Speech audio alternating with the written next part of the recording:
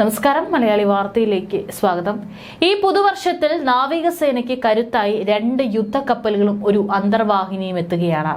നമുക്കറിയാം, ഏറെക്കുറെ പ്രതിരോധ മേഖലയ്ക്കായിട്ട് കേന്ദ്ര സർക്കാർ വലിയ രീതിയിലുള്ള ഫണ്ടാണ് ചിലവഴിക്കുന്നത്.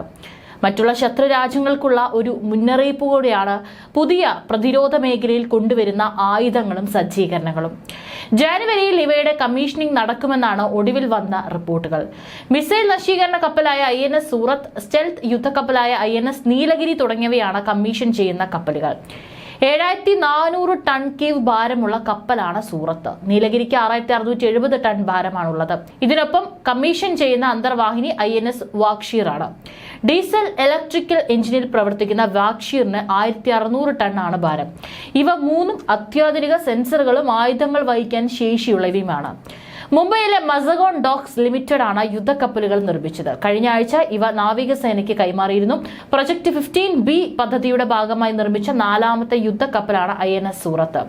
INS Visakhapatnam, INS മോർമുഖാവ്, INS Imphal എന്നിവയാണ് ഈ പ്രൊജക്ടിന്റെ ഭാഗമായി നിലവിൽ നാവികസേനയുടെ കൈവശമുള്ളത്.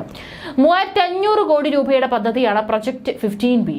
നാവികസേനയുടെ ആദ്യത്തെ AI സാങ്കേതിക വിദ്യ ഉപയോഗപ്പെടുത്തുന്ന യുദ്ധക്കപ്പൽ കൂടിയാണ് INS സൂറത്ത് എന്ന സവിശേഷത കൂടിയുണ്ട്.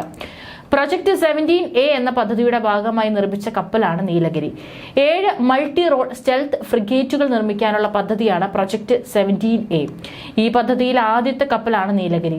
ഈ പദ്ധതിയിലെ ബാക്കി 3 മസഗോൺ ഡോക്സിലും മറ്റു 3 കൊൽക്കത്തയിലെ garden reach ship builders and engineers ആണ് നിർമ്മിക്കുന്നത്. 4500 കോടി രൂപയുടേതാണ് പദ്ധതി.